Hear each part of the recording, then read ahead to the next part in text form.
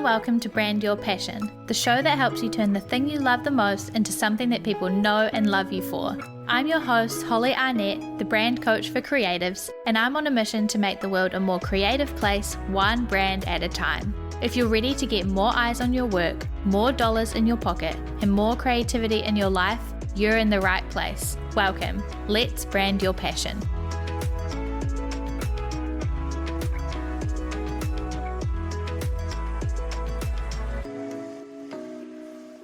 Hey everybody, and welcome to this week's episode of Brand Your Passion. This week we are talking all about starting, building, and launching your online store, because I know as a creative that so many of us either have got an online store already or you are dreaming of it, right? It's your dream to put your work out there online and share it with the world and get people to buy it, right? And get that feeling of somebody purchasing this product that you lovingly made with your amazing creativity. It's the best feeling in the world when somebody does buy from you. So I want to talk to you today all about how to brand your online store and then launch that online store successfully. And this is going to be helpful for you whether you do already have an online store or, like I said, that's your dream, because you can use these tips and tricks and strategies to launch a new collection, launch new products. Whether you're starting from scratch or just adding things to your store, you can use these tactics either way. So if you have wanted to start an online store, or you have already, and you just want to think, how can I improve that process? How can I improve the promotion of my online store? All of that good stuff, then you are in the right place. Today, I want to talk to you because I have two goals in mind, and they should be hopefully the same goals that you have. But goal number one is that I want to help you to create an amazing brand experience for your customers, right? So when they are seeing your products, checking out your online store, going to buy something from you, the experience that they have throughout that process is like on brand. It's amazing. It makes them want to come back for more. It makes them want to tell all their friends about the experience. So that's goal number one. We want to make an amazing brand experience for your customers. Then goal number two is by doing that, by creating this amazing experience with your products and the product pages and the payments and all of the things that go into the process of buying from you, that helps you to make a living from the thing that you love, right? We ultimately want you to get paid and to make some money and be able to live your life and pay your bills by doing the thing that you love the most, by using your creativity and putting it out into the world and doing all of that magical stuff with your magical talents. So those are the two goals. Create an amazing brand experience for your customers, which then in turn will help you to make a living from the thing that you love. Does that sound good? Sound like a plan? Okay, so let's dive in and talk about all of the things that you do need to think about when you are branding your online store, because it's not just the website that is part of the process, right? There are a lot of puzzle pieces that work together to create a holistic end-to-end customer experience for somebody who's buying from you. So obviously, key number one is your shop design itself. So that is the number one thing that you're going to be probably worrying about or thinking about, is like, what does my shop actually look like? So that's number one. You want to brand your website design itself. As well as that, big part of like your branding is your brand name, right? So we talk a lot about your brand name and the social media handles that you use. And so in relation to your store, you want to make sure you have an on-brand website domain, one that's easy to remember, easy to spell, easy to type in, and that's not going to be confusing, right? And it's not going to be accidentally sending somebody to somebody else's website. So think about your website domain and make sure you have one that's on brand, easy to read, easy to type in, easy to spell. You also want to think about other sales channels that you might have, right? So connected to your online store, you might also have your products available through Instagram shopping or Facebook shopping or Pinterest or other ways that people can purchase or get to your product. So think about those other sales channels and how you are going to be able to brand those. And we're going to go into like how to brand all of these things in a minute, but I just want you to have like a list, a checklist almost, of everything you need to be thinking about when you are branding your online store. So on your website, on social media, you're going to want to have promotional photos or graphics for each of your product, right? Again, these are going to want to be on brand, so using your brand colors and your kind of overall vibe of your brand, any typography that you use, all of that stuff. You want it to be on brand. You want it to like capture people's attention. You want it to look enticing. You probably want to see them in action. So if you are selling like pins, maybe you show it on somebody's denim jacket, or you are selling notebooks, so you want people using your notebooks, see them on somebody's desk or whatever. If you sell prints, you might want to put them up on the wall, mock them up or take a photo so that people can see what they would look like in a gallery wall or that kind of thing. So you're going to want to make sure that you have either photos or mock-ups or graphics for each of your products that you can share on social media, on your website, on your store, and then on any of those other sales channels that we talked about, like Instagram shopping or Pinterest or those kind of things. Then you really want to brand the checkout experience. I am like all about the experience if you haven't noticed already. And a big part of that is like the checkout experience. I don't know about you, but if I have a really frustrating checkout experience that doesn't work, or I don't know if I've had confirmation and I'm unsure if I've actually purchased the thing or not, or I hear nothing from the business after I've purchased something, those are things that are not good and create like a negative experience of the brand, which means I'm likely not going to come back or I'm not going to recommend them to somebody else. Whereas if I have an amazing checkout experience, it's going to help to make me want to share that with my friends and tell everybody else to go buy the thing because it was super easy to buy and they had the best email follow-ups and all of that good stuff. So when you're thinking about your checkout experience, you want to think about the experience of adding something to your cart. Is that really easy? Do you know where the cart is? Can you see how many things are in your cart? That good stuff.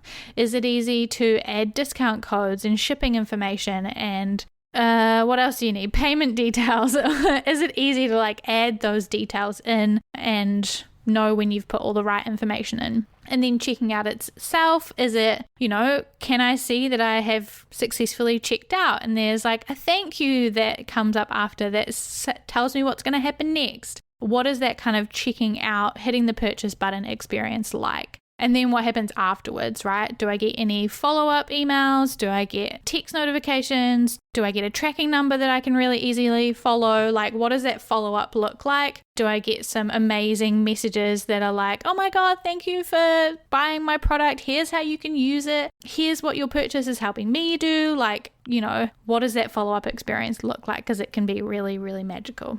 So when we're thinking about especially those follow-ups and confirmation emails and things like that, the next thing you want to think about branding is your email marketing. So you're probably going to have a lot of emails like, hi, we've gotten your order. Hey, we've packed your order. It's on its way. It's being delivered today. Those kind of like functional emails. And then there's going to be kind of more personal or branded emails that might be like, hey, now you have your product. Here's how you can use it. Or next time you can have these other products that are related, or now you can see behind the scenes of how your product was made, or like all of these different ideas of kind of more email marketing. All of those different kinds of emails need to be on brand, right? So that when people get those emails, they know that it's from you. It creates a really great experience. They feel like they know everything they need to know. They've got everything they need. So think about your email marketing in terms of the design and the copy that's in there, because you want to be able to brand those. Then obviously there's like the packaging design. So this is a big part of your online store, is like, what do my products look like when they're delivered to my customers? What is that unboxing experience like for them? Is it like really colorful and exciting, or is it like the Apple experience where it's really like special and really polished and kind of high quality. What is that experience like? What does it look like? Is it on brand? Is it colorful? Is it fun? Is it quiet? Is it minimal? What does that packaging design look like? Then you obviously also want to think about the customer service side of things and what that process and experience is like as well. So if somebody has an issue with your product, or they want to send you a positive review about the product, or they just want to contact you in any way regarding your online store, you want to make that experience as easy, as seamless as possible. You want to make sure that it's really simple to get in contact with you in the first place, then that they're getting a great experience when you are replying and having that conversation with them. Maybe you have like a chat on your website that makes it easy for them to contact you, or just an email, or whatever it is that works for you. Make sure you have something in place that makes that really easy for them and for you to use and create that great experience.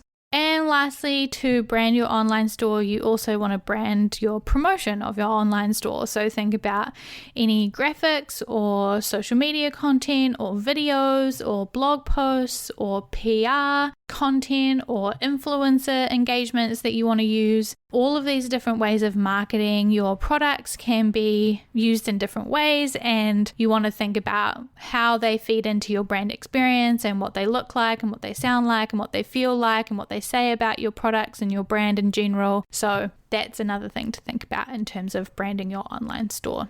All of those things, it's a kind of long list, but actually there's only like 1, 2, 3, 4, 5, 6, 7, 8 things that you need to think about when you are branding your online store. And if you go through each one of those things, you will have created an amazing experience, I am sure. So how do you do that? How do you brand that experience and make it amazing? Well, there are a couple of steps. Number one is that, I've talked a lot about the experience and how you want your customers to feel. And so that is number one. Key number one is, what is the customer experience that you want to provide through your online store?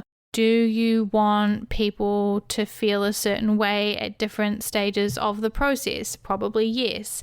What do you want them to feel when they land on your website, on your store? What do you want them to feel? What do you not want them to feel? That's a really useful one, is like, okay, well, in the checkout experience, how do I not want them to feel, right?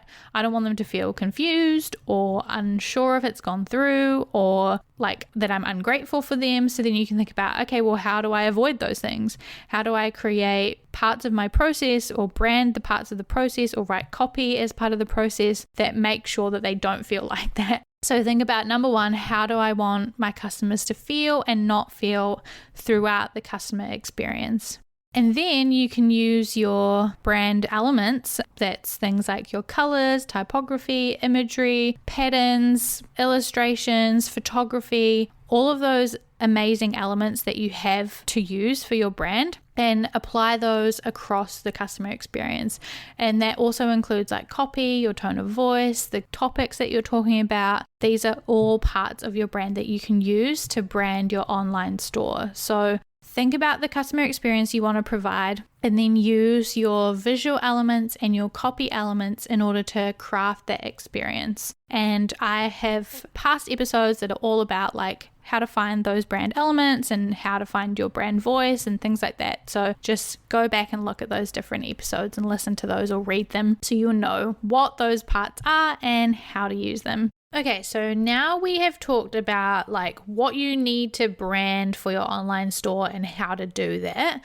Let's talk about now how to launch that bad boy into the world and share it with your audience, right? Because one thing is like getting the thing ready. It's another thing to share that with the world and get people on board and get people to buy and get people to support you. So let's make a plan and make it happen. So step number one is that we want to plan your launch, right? So you want to create a timeline that works backwards from when you want to launch your shop. So say you want to launch your shop in 2 months' time. You can work backwards from there with a timeline to figure out when you want to start promoting it, when you want to open like your wait list if you have one, when you want your promotion to happen if you are using like a discount code for a certain period of time, or when you want to run a giveaway. So pick a date when you want to launch your products and launch your store.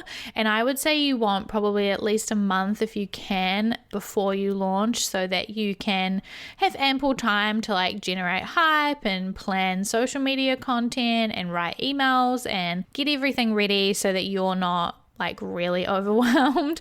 So plan at least a month in the future if you can, but you could plan for like 2 months or 3 months into the future and say like at the end of this quarter or next quarter or whenever, that's when I'm going to launch my store, so I can work backwards from there to figure out when other things are going to happen. So in order to do that, you want to think about your promotional plan. So there are kind of 3 things involved in your promotional plan, and that is going to be, what channels am I going to use? How often am I going to be posting or creating content? And thirdly, what is that content going to be? So in terms of what channels, that can be free channels like social media, organic content, it can be word of mouth, it can be other things. My brain just completely farted. But yeah, any free channels that you don't need to pay for. So yeah, things like social media, PR can sometimes be free. Just any of the organic channels that you normally use, like Instagram, Pinterest, Facebook, email marketing, that kind of thing, free channels. Or you can look at paid channels, so that could be things like paid ads, or it could be using influencers and paying other people to promote your products and promote your store. There are a lot of different ways that you can pay to reach a broader audience or reach a new audience. So you want to decide, of those options, do I want to use free channels, paid channels, a mixture of both? Within those, which specific channels am I going to use? Am I going to be promoting on Instagram and using organic content and ads? Or maybe I'm going to do a combination of Instagram and email marketing, and I'm going to pay for some PR. There are a bunch of different combinations, so you can use things like your target audience, your goals for the shop launch, your brand values, things like that, to decide what channels you're going to use, and choose ones that are going to work for your budget, for your audience, and for you as a brand. Then you want to think about how often you're going to be posting or sharing about your store launch. So that is going to start off maybe more spaced out, and you'll just be teasing things. So you might talk about it like once a week or a couple of times a week, and then ramping up to the store launch. And during the launch, you're probably going to be posting like every day or every second day some kind of content on a platform about your store launch. So plan how many times is manageable for you to be posting across that launch period and leading up to that launch period. Then you want to think about what actual content am I going to be sharing. So am I going to be sharing like behind the scenes content to start off with, or testimonials and reviews? Am I going to be sharing some sneak peeks of the finished products? Maybe I'm doing a giveaway, so I need to create content around that. Maybe I'm doing a discounted like promotional period, so I'm going to have a discount code and I want to create graphics around that. Maybe I'm doing a press release, so I'm going to share the press release and I'm going to share the like magazines that I'm in, or whatever publications you end up being in. So think about like what kinds of content you're going to be making and what actual topics you're going to be talking about. So you might be making like Instagram posts and reels, and you're going to be sharing some behind the scenes content, some finished products, and some like user generated content. And that's the content that you're going to be making throughout this launch period. So that's what you want to plan. What channels am I going to be using? How often do I want to be posting? And what content am I going to be sharing? And to plan that, you want to schedule as much as you can in advance, so that you're not having to kind of be in the launch all the time, because it can be quite overwhelming when you're launching, and there's a lot of emotions, and there's a lot of like ups and downs and roller coasters, and there's a lot of things to do, and there might be like things you need to put live, or fixes you need to make, or changes you need to do, or customer service you need to provide. So you don't want to be stressing about like posting on Instagram in the middle of it. So as much as you can, schedule the content that you want to be sharing throughout your launch.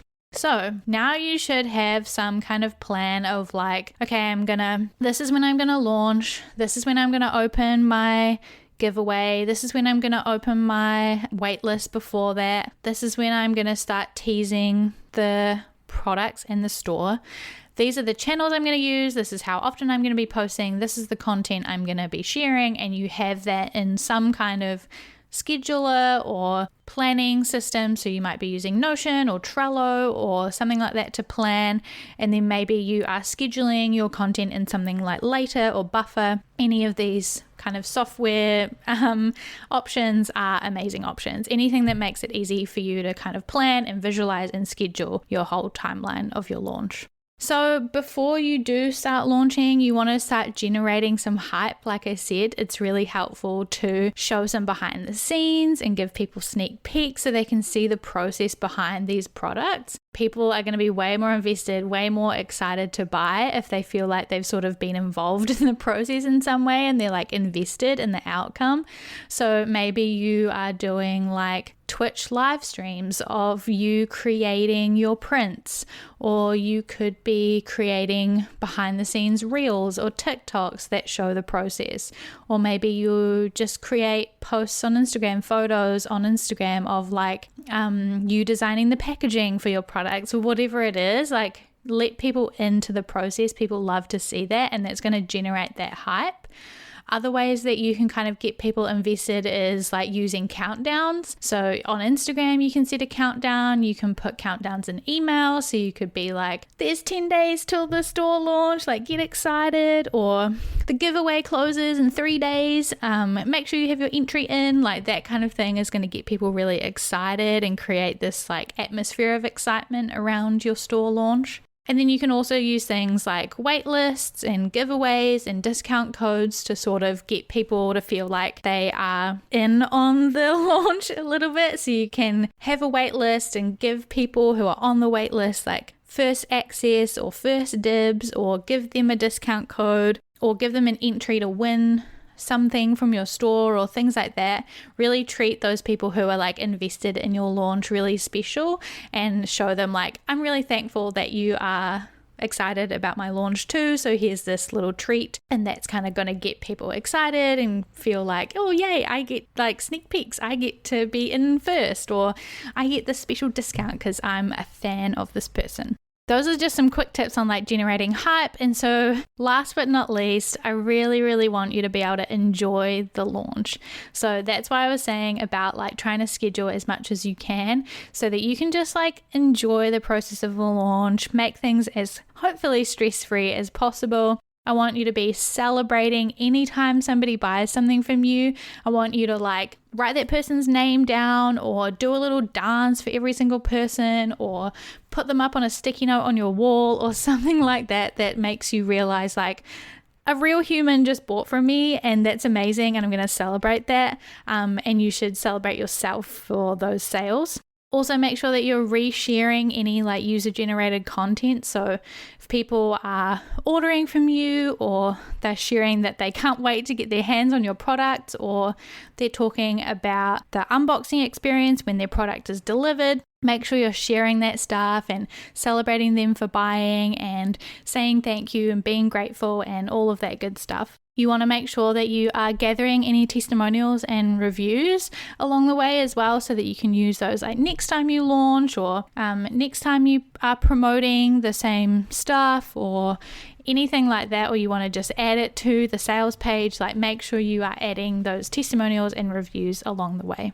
And last but not least, I just want to make sure that you know that your worth is not tied to your sales either way. So whether you launch and you sell one thing, or you sell 100 things or 1,000 things, the fact that you've launched this store and put your work out into the world is like incredible, and you should be really, really proud of yourself, and really just know that your creativity is valuable and amazing and wonderful, no matter how many people buy it. It's valuable just by you creating it and putting it out there and being amazing. So that's all I have to say for today. Hopefully you have everything you need to know about how to brand your store, what you need to brand, and then how to launch and share the heck out of it. I can't wait to see all of your stores launch or your collections launch or your products get out there into the world. And I hope that this is really helpful in you achieving that. I'll talk to you soon. Can't wait to see your products in the world. Bye. Thanks for listening to this episode of Brand Your Passion and choosing to spend some time with me learning about branding, business, and all things creativity. You can find more episodes just like this one at blackandwhitestudios.nz/brandyourpassion. If you liked this one, you can tap that subscribe button so that you're notified about every new episode.